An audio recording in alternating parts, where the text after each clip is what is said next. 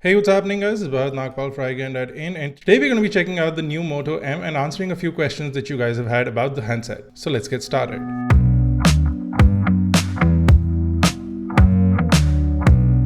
Now the Moto M is one of the first Moto handsets to come in an all aluminum unibody shell, and that's possibly why it's called the Moto M, because it's a metal phone and it's pretty good looking if you don't consider the Moto Z and the Moto Z Play, which are pretty impressive. Now for those who haven't seen our hands-on video, I'm going to do a quick one-over with the specifications and then we'll get on with answering some of the questions that you guys have had. Now the Moto M has been launched in two variants, a 15,999 variant which comes with 32GB of storage and 3GB of RAM, and a 17,999 variant which comes with 64GB of storage and 4GB of RAM. The one we are holding is the one with 4GB of RAM and 64GB of storage. Over at the front of the Moto M is an 8-megapixel front-facing camera, which has a 1.12 micron pixel size and also comes with a beauty mode. Below that is a 5.5-inch IPS LCD with a 1920 by 1080p resolution. The Moto M launched in China comes with an AMOLED display, and it is definitely going to be missed in India as the Indian variant only comes with an IPS LCD display. Now it does have Corning Gorilla Glass, but the company hasn't specified which Corning Gorilla Glass is on the smartphone. Now on the bottom edge you'll see dual grills, one of which is the speaker and the other one is the microphone.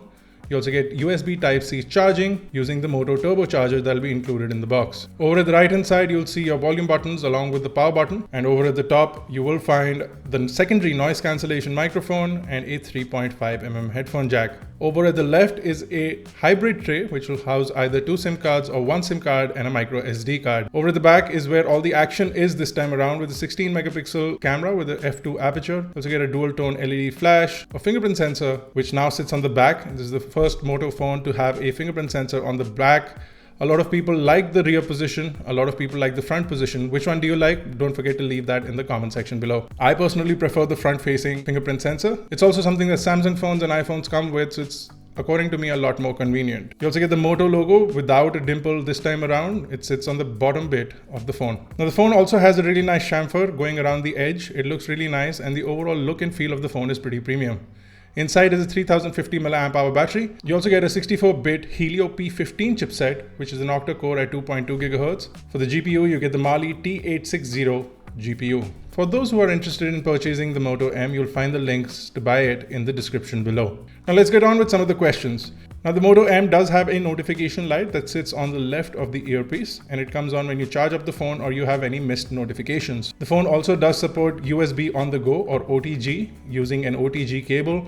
And if you have a USB Type-C pen drive, which is possibly not a real scenario right now, but if you do, that will also work. The phone will also output USB power from the USB port. So if you want to plug in a fan or an LED light, you can do that as well. Now the phone that we have is presently running Android 6, but the final units should be running Android 6.0.1 when they ship out, and an upgrade for Android 7 is planned in the coming months. The thing I wanted to check out is the cameras. The cameras are quite fast and responsive and really quick to focus thanks to the face detection autofocus. The camera also features a full-fledged Pro mode and will capture video at 1080p, which is a bit of a letdown. You do get a bunch of other modes as well, including some effects which we use to click some pictures. We got really nice color and really nice images, and you should be seeing them on the screen.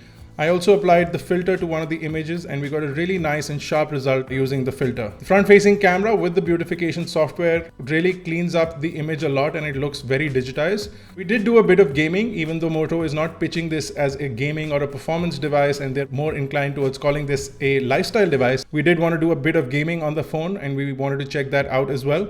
The gaming experience remained good and the overall response from the smartphone remained fast and responsive. We got instant feedback and the overall audio output from the speaker was pretty impressive as well. I'm going to talk about that in just a bit. So while gaming, we found the device was not heating up a lot.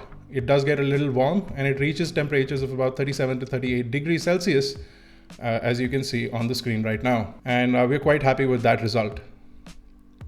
Now the device does come with Dolby Atmos. It's the first Moto phone to come with Dolby Atmos. And if I play the demo here, you'll see that the audio profile is very well balanced and you also get Dolby support. So you do get that surround sound capability even if you're using the main speakerphone.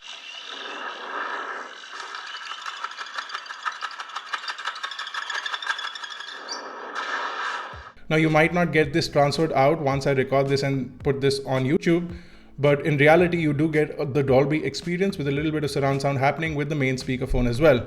I would recommend you use good headphones to enjoy the full Dolby experience, but this demo is a pretty good example of what this phone can do. Now, I also wanted to do a bit of audio tests, so I compared the iPhone 7 Plus, the OnePlus 3, and the Moto M in terms of audio output from the main speaker. Overall, the audio output was pretty loud, and we found it to be comparable with all three phones ranging anywhere from 80 to 85 decibels when the meter was kept at the same distance. Now, we've only had this phone for a couple of days, but the battery life so far seems pretty good, and we'll be doing a full test of this smartphone in the coming days. So if you have any specific questions or queries about the Moto M, please drop them in the comment section below. We're trying to get our hands on the final unit as well, and once we do that, we'll give you an unboxing, hands-on, and then finally a full review of the Moto M. You can check us out on Facebook, Twitter, Google+, visit iGyaan.in for your daily dose of tech, and if you want to stay updated with what's going on with iGyaan, you can follow us on Snapchat as well as on Instagram.